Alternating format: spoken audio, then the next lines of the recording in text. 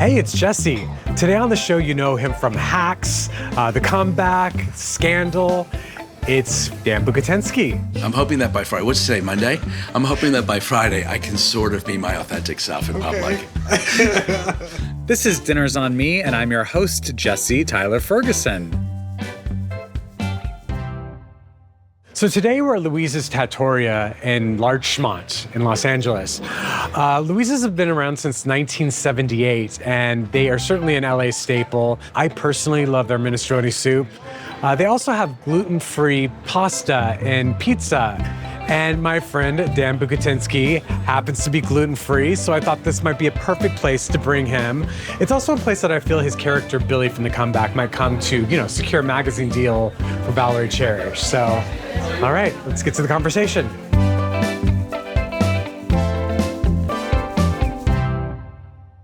I haven't been to Louisa's in a million years. It used to be my...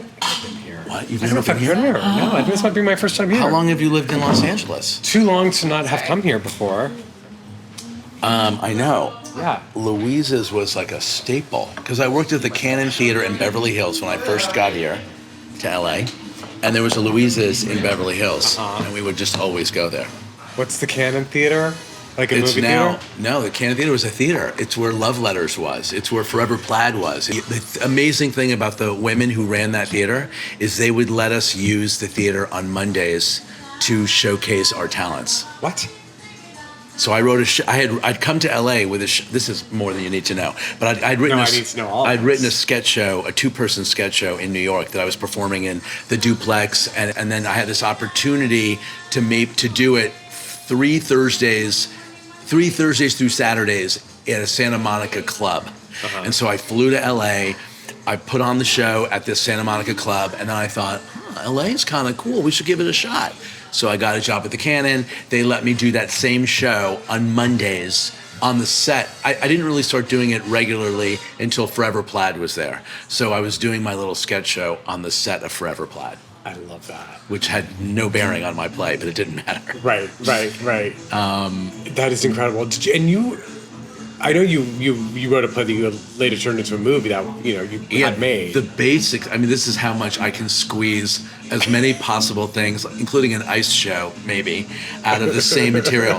There was like 4 sketches in my sketch show that became the play that I put on at the Tiffany Theater in West Hollywood, which isn't there anymore either. And that became the movie, All Over the Guy, which I then was in, and that sort of launched everything. But all of it, and the woman who produced that little play, and told me to turn it into a gay story and make it into a movie, and invested in the movie, was the woman who ran the Cannon Theater. No way. So that relationship. Were you out at this point? No. So in.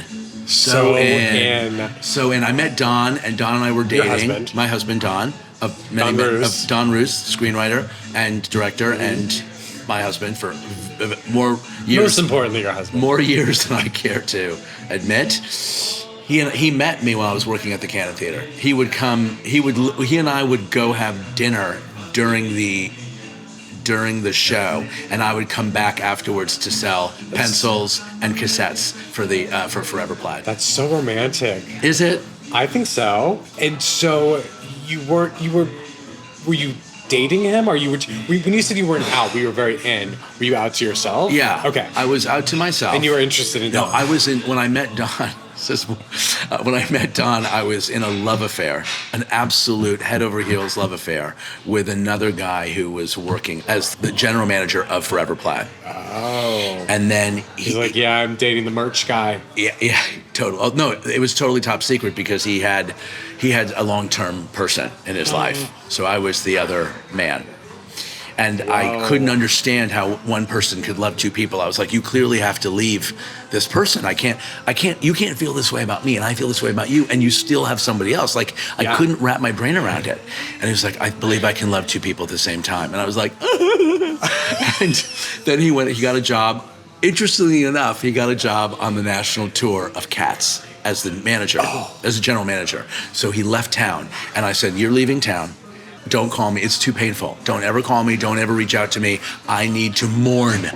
He left town. I'm not kidding you. He left town like on October 8th, let's say. Uh-huh. I met Don on October 23rd.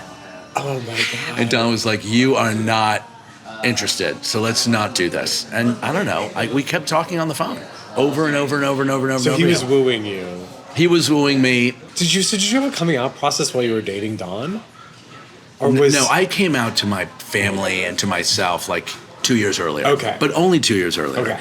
The business to me was like, oh my God, nobody can know. And because at that time, Well, that time really, truly. it was like if they saw you as gay, you just would not, Yeah. you know, God forbid. And you were trying to break in. I was trying to break in. And then Don and I were dating for several years, and I was keeping it. I was really not being very out about it for an embarrassingly long amount of time. I'm going to say 6 or 7 years. Really? That's I a remember long time. One time we were moving in together finally, and we were area rug shopping together. You know, as bros do. Yeah. And we were in one of those shops, and Meg Lieberman, the acclaimed legendary casting director, Yes. she saw me. She was like, "Hi, Danny," and I was like, "Hi." I waved, and I ran around the corner, and I called, and I said to Don, I go, I can't be in there with you. I cannot be in there with you. So I'm going to hide behind this parked car, and she won't see that I was with you. And so I hid behind a parked car. As though she didn't see us, as though she didn't think that two straight bros spend their Sunday afternoon rug shopping. Like, I was so lame at how much I thought I was getting away with it. And years later, Meg, she cast the first season of The Comeback. Yes. And so she and I laughed about that story many a time. She remembers that. Oh, yeah. She was like, I love how you thought that you were going to pull the wool over my eyes. I mean, she completely busted me in her head. Oh, my God. And she didn't care. That's the thing. Like, we cared way more than the world did. Sure. But we, who knew? And I was not working very much. I was getting little tiny bit roles, but I realized, it took me years to realize that by pretending to be a person who was pretending to be another person, it was one extra layer that just did not ever connect me to material. Yeah. And I think people were like, yeah, okay, he's, I was unspecific. Right. And that's such, I always tell actors this, like young actors, like whether you want to be out or not is a decision you have to make. But the more specific to your true self that you can be when you have to take on anything, the better it's going to be. It took me a long time to learn that lesson. But anyway, blah, blah, blah. What did you feel like was the moment for you when you didn't have to worry about that anymore? Like you could just be a working actor who wasn't concerned about that. It's a good question. I don't think Have you gotten there yet? I'm hoping that by Friday. What's today, Monday? I'm hoping that by Friday I can sort of be my authentic self in public. No, you know what? I was kicking and screaming a little bit. I think I was really scared. And Don was like, oh my God, there's other thing happened. When I first met Don, the premiere of a movie he had made called Love Field, starring Michelle Pfeiffer, for which she was nominated for an Oscar, there was a premiere of that in Westwood. And Don and I were only not even a year together. And he was like, you want to come with me to this? We're going to go to the premiere, but we're not going to watch the movie. We're going to go to dinner with Michelle Pfeiffer, and she at that time was dating her brand new boyfriend, David E. Kelly, of Ally McBeal and many other show fame. Right. And I was like, I can't be seen in public with you at a dinner with Michelle Pfeiffer. What if I ever work with her? And Tom was like, she's a movie star. She's met some gays before. Yeah. Yeah, but not on camera. Like, that could ruin my career. Oh my God. God must have had to bite his lip to keep from laughing. He was like, well, you can come. I have a feeling you're going to be okay. Yeah. I was a wreck. And we went to the dinner, and I don't think anybody knew I was even there, which was fine with me. But I was invisible at the dinner, which was perfect. And Michelle was gorgeous. Yeah. But I remember that feeling of like, oh, I better not even be seen in public with you at a Hollywood thing, because I have my whole career ahead of me. Like, what if what? I can't even connect to even what that thought was now.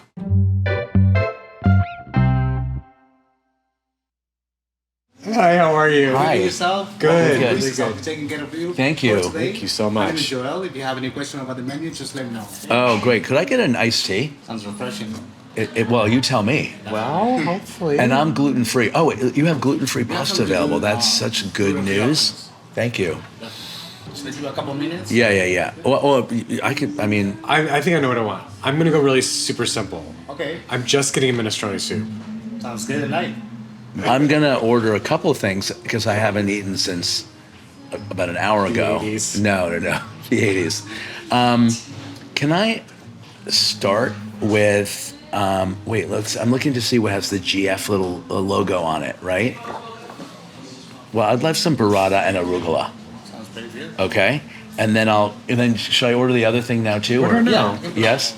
All right. Then Do you want a pasta that's gluten-free pasta? Yeah, they have. Do you know what form the gluten-free pasta is? It's penne. It's penne. Yeah. You Okay. can choose any type of Any of sauce. your sauces. That's exciting. Okay. I can offer you the pappardelle with Italian sausage is really tasty and creamy, and that goes perfect with the gluten-free option. Wait, tell me what that is. The pappardelle with Italian sausage. But you said it's creamy. I don't like a cream sauce. You like something more But that sounds delicious. Can they make that same thing but no cream? for sure? All right, that's what I want with gluten-free pasta. That sounds delicious. With no cream. No cream at all. Yeah. And I'm getting a little burrata salad too, and that sounds Start with the burrata that's perfect. salad. Can I get a sparkling water, please? Sure. Thank you. Some Pellegrino. You want to do a small or large bottle? Small's fine. Okay. Thank you. Sounds great. Thank you. Well, I'm thrilled. I haven't been here in a million years, and I love it. But this is just an example of how powerful that fucking closet is. I made that movie, All Over the Guy, which was a love story. I starred in it. I wrote it. It was much of it was autobiographical, and I refused to talk about how autobiographical it was to the press. I was like, well, the writer is out, but the actor isn't out. I was like, I'm a college educated individual. Like when I'm saying it now, I'm like, what kind of dumbass did I actually think I could get away with talking about sort of the autobiographical tones of my script? Right. But the actor, I don't need, it's none of your business who I sleep with. I think after my movie came out, I was like, oh, we're in every gay and lesbian film festival in the country. Every single one of them. And I went to every single one of them. And I was like, this is a crazy opportunity. This is a crazy opportunity to tell the story, be the story, live the story. And so for the years after that, and for the couple of years after that, as I started writing more, I started letting my guard down in a much bigger way. Right. And then, then having a kid. I mean, the movie came out in 2001. I had my daughter in 2005. And my son in 2007, wrote a book about it in 2010. So that was 10 years from the movie to having 2 kids and writing about it. I've never been more exposed, but nothing was more cathartic than being 100% honest. Yes. And it took me a long time. On your terms, too. Yes. And, I wrote it In ways that you wanted to share. In ways that I wanted to share. But it took me a long time. Yeah. I mean, do you feel like for you having kids was that thing that cracked into like a more that sort of blurred the lines between your private life and your work? And yeah, well, it did. Let's see, it did a little bit because I wrote about it, right. And then being a gay dad was something I was very vocal about. And parenting in general, and I was writing articles in Out magazine and at The Advocate. It was fairly not brand new, but I was on the early side. Yeah, you are. So I was sort of on this daddy kick. It became a big piece of my identity. And I have to say that because of that, weirdly enough, because of that honesty, because of owning that, because of talking about it, I connected to Shonda Rhimes because I adopted my kids and she adopted her kids, and it's not an accident. I mean, it was very good luck, but it wasn't just luck that landed me on Scandal because she and I had a relationship. She wanted to see there be a writer gay dad on that show in some way, and she worked it into the show. Yeah. But I came to LA at age 27, and I wound up, and really just because of the success of Scandal, I had no control over that, but the crazy success of that show was 20 years after I came to LA. So the kind of success I wished I could have when I got here at 27 happened for me at 47. So In a time when you were more comfortable with who you are. totally. Thank you so much. I am, wow, burrata and arugula. Come on, that's beautiful. Crazy combination. Can I show this to all cameras? Oh my God! I can't believe I That just is the did funniest that. thing that has ever. Oh my God, it's all good. I wanted to toss it anyway. I was just trying to toss By it. far, my favorite thing that's happened. You know, I'm a TV producer also, right? I was trying to help the camera angles. Oh my God, that was so funny. It was perfect because I got to toss it, which was really what my intention That was. was my intention. I like to have it a table toss. A table. It's called a table toss And when salad. I say table toss salad, I mean like I spill it onto the Toss table, it. I toss it, then put it back in the bowl. Correct. It's the only way really to toss. Oh my God, that was so good. Oh my Lord, I can't believe that just happened. Yes, I can, because I do that shit all the time. Really good. I cannot wait to watch that back. I can. I can wait to have you watch that back. Oh boy. Anyways, Don and I had our kids at 40 and 50. And we had been together for 12 years already. So we had done a lot. He had made a bunch of movies. I was already on my path, at least career-wise. Yeah. And we were on the older side. Yeah. But certainly nowadays, Yeah. when so many young gays are wanting to get married at 28, 29, 30, 31, Yeah. like they're just doing it all earlier. Yeah. Don was really worried about being a dad at 50. Yeah. And now I have a Understandably. daughter who's 20. Yeah. And my son's 18. And I certainly hope that we're empty nesters at some point. You both look great, by the way. I Thank mean, you. when you told me you just turned 60, I was like, I did not believe you. It Don's is- just not like his age. You all look great. Well, we're hanging on by a thread. But That's one thing about the gays. We know how to take care of ourselves. We know a good skincare routine. yes. We know we need to plunge our face into an ice water bath every once in a while. I absolutely am going to start doing that. Are you kidding? It's the one thing I haven't done. And I'm Yeah. going, if it was good enough for Joan Crawford, it's good enough for me. That's right. Well, I had my eyes done. My dad genetically had incredibly pronounced bags under his eyes. yeah. As did his sister. Oh. And I started noticing mine in my late 30s. Oh. And I was doing 24 Legacy. It was like the reboot of 24. Uh-huh.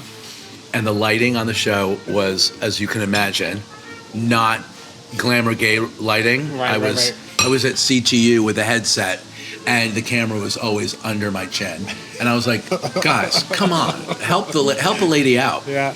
I went to do ADR, and I had an episode where I was being interrogated, and I had to take my glasses off. And I took my glasses off, and I couldn't believe it.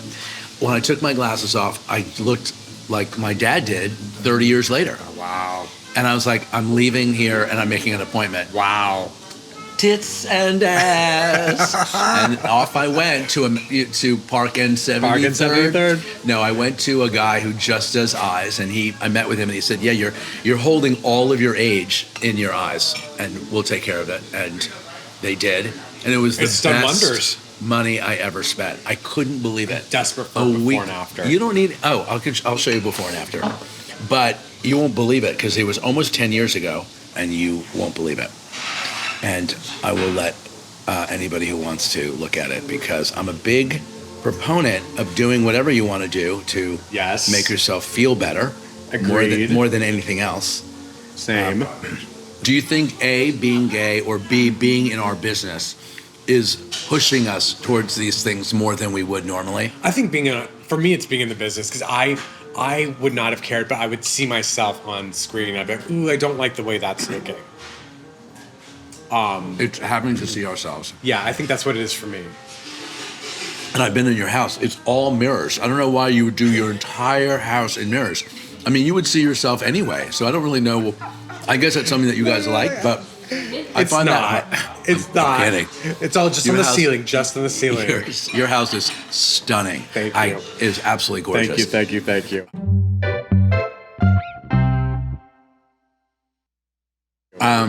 But no, yeah, the self-acceptance part of it is Yeah. really hard for me. Yeah. I see things like I've been watching episodes of The Comeback, which I don't know when this drops, but is imminent. Yeah. The third I season. think by the time this drops, you will have premiered. We will premiere. Well, The Comeback started in 2005. We did That's this. what I was going to ask you, like going back and like looking at yourself. This is what I mean. In decade increments, because it's 2005, and then In there was a 2014, decade, right? And then now we're dropping in 2026, so 21-year difference. Yeah. And the same character. You know, you just have to look at the episodes, and you can watch them back to back, and you see a before and after. Well, what's so great, what I kind of love about this structure, and I think it probably happened by accident, because, I, as many people will also say, am a massive fan of the original season, the first season of The Comeback. And I think I was shocked, as many people were, that it was not renewed for more seasons. And I think, in hindsight, we can all recognize that it might have been a little bit ahead of its time. And, I don't know, there are probably other reasons why it didn't get picked up for another season. But the structure that we've now found ourselves in, where we check in on these characters every 10 years, is kind of genius, because it's these people who are navigating where the industry is at this moment and trying to figure out how to stay relevant, which is very relatable. Maybe more so had we just had like a 5-season run of the show initially. You're taking that's 1,000% exactly right. I mean, literally, almost verbatim. When I talk about the show, you are hitting on exactly what is this interesting thing. Listen, I'm not one of those everything happens for a reason people. I'm not. Yeah. Manifest, all that stuff. I find all of it really tiresome. But when I look, what you said is so true. The show would have been a completely different show if we had done seasons consecutively for 5 years, and just Valerie and a lot of different really funny, interesting, maybe sometimes embarrassing situations and victories and all that. They would have been smaller stories. Valerie loses her keys. By the way, I would love to watch Valerie. The thing I love about Valerie Cherish is I would watch her do anything. But what you're saying is exactly right. By accident and not by design, we have had the good fortune, in a way, to not be able to make consecutive episodes. So to do a season that it was about the way reality television impacted, threatened, maybe even helped some people who were looking for relevance back in 2005, what it was doing to writers in particular, and then come back 10 years later and talk about not quite streaming, but premium cable, and the sitcoms were starting to fall away, and the dark comedy was becoming the most important thing, and how this woman was going to navigate relevance in that world. And now 10 years later, what can we talk about 10 years later that is both possibly a threat or an inevitability in our business? And how does that impact these characters, but particularly this one character, who all she wants is to keep working, having fun, and be relevant? And the show, oddly enough, continues to have relevance because we check in every 10 years. This is definitely the final season, and it's really... How can you say that, though? Because it's called the final season. So... Well, I'm very close with the creators of that series, considering I produce it too, and I can let you know this is the final season. Okay. I've done 2 projects with you that you've created with Louisa Kudrow. I did Web Therapy. Which was a dream, because you were so funny. To include myself on a guest cast list that has some of probably the greatest TV cameos of all time, including Meryl Streep. Was just a huge honor. So Web Therapy, and then Who Do You Think You Are, which is a reality show that you and Lisa created and produced about finding your roots. You and Lisa have known each other for a very, very long time. Yes. How did you two meet initially? Well, we met really, truly for the first time on the set of my husband's movie, The Opposite of Sex. Yeah. Great film. In 1997. But Lisa and I went to college at the same place and overlapped by 2 years. Oh, no way. A tiny college named Vassar College. I heard of that, And yeah. she was pre-med and always in the chemistry building. And I was everything but pre-med. In fact, my only brush with the chemistry building, where she spent every minute of her time, was I had joined a modern dance troupe that did an interpretive dance piece on the steps of the chemistry building called Lost Angels. It was about LA. And we would, this very loud song, we would rehearse on the steps of the chemistry building all the time. And Lisa remembers those fucking drama-ramas dancing when she was trying to study. And I was like, that was me. That's incredible. So that fact that our experience at a very small college was so different that we just didn't run into each other. We had some mutual friends. Right. And as the years have passed, we have some alum friends that are the same. But we didn't meet up at Vassar. Subsequent to our meeting and becoming friends, we've gone back a few times. So you really don't even remember seeing her in college? Nope. I don't ever remember laying eyes on her. And I did a play at Vassar called The Man in the Glass Booth, and Lisa always talks about remembering people talking about the play in a positive way, which was nice. And she was thinking, she remembers feeling like, I can't believe I missed that play. And I was like, had you seen the play, we would have laid eyes on each other for the first time. This all could have started way earlier. It could have started way earlier. But I really credit my husband with meeting Lisa. Did you have hesitations about getting into business with a friend and like what that was going to be? Or yes, and our representatives were really not supportive of it. Oh, interesting. They really did not want Lisa to like hitch her wagon. What happened is I made this movie All Over the Guy, which was this little gay rom-com after The Opposite of Sex, and so I knew Lisa, and she did a cameo in my movie, and right about a year and a half later, I had made that movie. I was writing television pilots. Lisa and a lot of the friends were offered by Warner Brothers what they used to call vanity deals. We'll give you an office and a production budget, and people like Jesse Tyler Ferguson. And by the way, they're called vanity deals, but what you make of them is what you make of them. Right. And Lisa wanted to produce, and she didn't want to partner. Her agent was trying to match her up with a development executive from a studio or an ex-agent. And she was like, no, I'd love to partner with Dan, who's also an actor and a writer and produced his own movie. Like, we can make things together as two creative artists. And the agents are like, you're making a big mistake. And my agent was like, you're making a big mistake. You're just starting your career. You don't want to. And so we did it anyway. Sure. Thank you so much. Gluten-free option. Italian sausage. Thank you so much. That looks great. Wait a minute. I wanted to ask you something. Did you know that I had auditioned to play Mitch and Cam? I did not know that. Yeah. And I auditioned to play Will. I was going to say, and Grace. I got so close. I tested opposite Deborah Messing for Grace. No, I auditioned for Jack, and I was destined to not be a famous gay on TV. Well, But it happened later. It happened later, but in a different way. And to an Emmy award-winning performance, might I add. God bless you. Wait, you auditioned for Mitch and Cam. Yeah, they brought me in for Mitch, and I remember that audition really well because Steve Levitan and Chris Lloyd. and Chris Lloyd were both in the room. Jeff And Greenberg then I probably, too. came back and auditioned for Cam, and it wasn't meant to be. It was somebody else's story. It was someone else's story. Yours, and you can't imagine it being anybody but you. You cannot imagine That's it how being. those things always work out. It's so iconic. It's so you're now like the touchstone of a gay couple on TV having a baby from minute one, which was so. I also read that pilot and was so infuriated that I didn't think of it.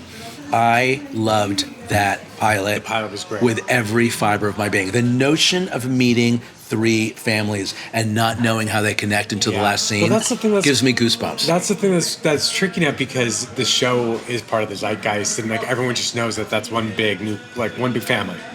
And what I keep forgetting sometimes is that, because I remember when I first read it, I didn't know. I was like, we're following these three families. I don't know how. Why are we following these three random families? How are we going to connect? And then in that last scene, you realize they're all related to one another. And that's just something that people forget because we know the show so well now. Wanted to check in, see how we're doing with lunch. So great. So good. Thank you. Yes. Are you Louise? Yeah. No, Louise is I know, I remember. I'm Paul. This is my favorite spot. Thank you. Well, it's delicious. Thanks for having us. Of course. Thank you for having gluten-free pasta. And pizza too. Oh, you do? Yeah. Incredible. I didn't know that. That's awesome. So good. Yes. Yeah, totally. Thank you. Thank you. I feel like I remember you saying that like you felt like your Emmy nomination was a joke at first. Oh, yeah, because of Josh Molina.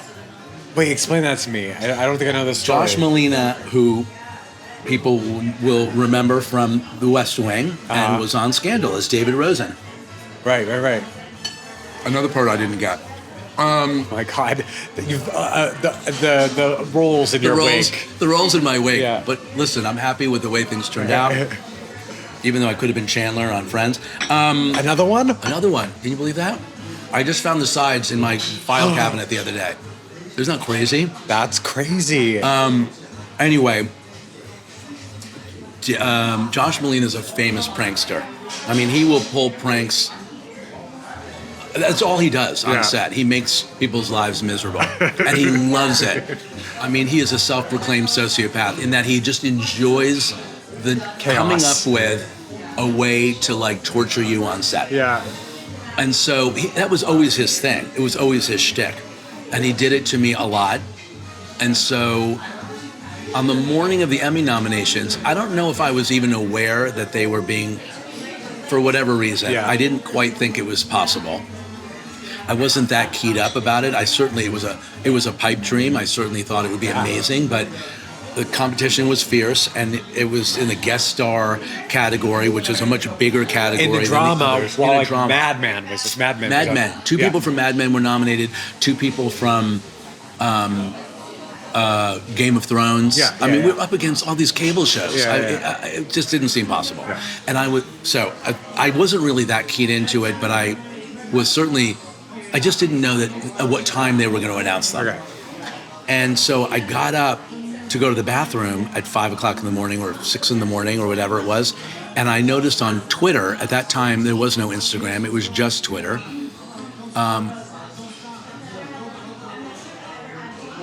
Josh Molina tweeted out, and Dan Bukatinsky pulls off. He in a snarky way, he said something about an Emmy nomination. And I was like, oh, what a jerk. Like, why would you tease someone that way? And then I was like, wait, is he teasing? It is this morning. So then I ran to the TV and I tried to turn it on to see if there was any. They're not going to list that category. Guest star doesn't get listed on television. Right, it's not a headline. And so I couldn't find it. And I was like, Don, wake up. And no one was calling you? No, nobody called me. Not yet. Okay. Half an hour later, I got a call. I got a bunch of calls. Half an hour later. And I was blown away. I was so unbelievably thrown and honored and thrilled. And I will say, it was great to win, but I have to say that people say this all the time. I will never experience. I think being nominated is unbelievably thrilling. Yeah. It's just thrilling. To win is like winning lotto in a way. It's like, oh, you were in a sweepstakes and you won the sweepstakes. But this felt huge. Yeah. And Josh, I was not kidding. At this one time, he was not joking, but I thought he was teasing me. I thought he was ribbing me because it didn't happen. Yeah. So that was a thrill that I'll never forget. And these things you can't predict. I could never have predicted that. Yeah. I remember right before the Tony nominations came out, the year I was lucky enough to get nominated, the day before the Time Out New York. So the acronym from Time Out New York, the magazine is TONY. They published their Tony Awards, and so I was included on that list. And did your I got a heart? flood of congratulations. Because people didn't know. And they didn't know. And then I was like confused because did say Tony, and then the kind, I think it was like copywriter, like or the all R or whatever, like in the It's circle. like not the real Tony. Yeah, not the real one. Yeah, But still. maybe there's quote marks around it, and like I don't know. I was confused. I was really confused for a good 20 minutes. Ended up getting a nomination. Yes, you did. And winning. Yes, But that's you not- did. that's Well not why we're deserved. here. Well deserved. Well deserved. I mean, theater is your home and first love, right? Yeah, it is. Yeah. Do you think you would ever want to go back into that world, like writing plays, being on stage? I don't know about writing a play. That's so intimidating. I mean, I did it. I've done it, and I can't imagine doing it again. So maybe that's the trigger you need to go and do it. The things that make us afraid are the things that we need to jump into. That's my new path, by the way. Yeah. I'm all about talking about how fear stops us from success. I know if something scares me, I'm like, that's probably what I should be doing. Right. That's right. And yet, sometimes some things are really scary. Right. I don't particularly want to eat an oyster or do mushrooms or jump off a building or jump out of an airplane. Right. There's some things that we're fine to not do. I like that eating an oyster was included in that. Yeah, I find it scary. Yeah. I mean, what's in there? It doesn't feel like it was meant to be eaten. That's how I feel. You're not wrong. I feel like if I do something. love oysters. Let me explain something to you. If something from nature, the world of nature is letting you know, this is not for you. And how do you know? It's to pry impossible it to open. open. It's impossible to open. There's like 4,000 locks. Do not open this. Yeah, And we're yeah. like, no, guess what? I'm going to open it. I'm going to jam my fingers and stab my hands to get this thing open. And then I'm going to eat it. It's like, this goes against all logic to me. You're not wrong. I'm not wrong. So not there must be something about it that's like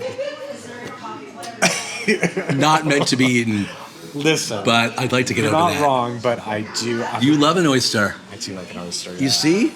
Yeah. It's like I'm missing out on something. I got to try it. I don't know if you are. Thank you for doing this with me. Thank you for lunch. It was delicious. You're very welcome. It was a delicious dinner. It was a dinner, and you know what? This dinner's on me. Are you serious? This is. I was just about to Venmo No, you. you do not need to because dinner's on me. Well, thank you. This episode of Dinners on Me was recorded at Louise's Trattoria in Larchmont Village in Los Angeles, California. Next week on Dinners on Me, you know her from the movie musical version of Mean Girls and Spider-Man No Way Home. She's now starring in the gripping Apple TV Plus series The Last Thing He Told Me. It's Angourie Rice. We'll talk about what it was like working alongside Jennifer Gardner and how growing up in the industry shaped the kinds of roles she's drawn to today. Plus, we get into her podcast and why storytelling has become such an important creative outlet.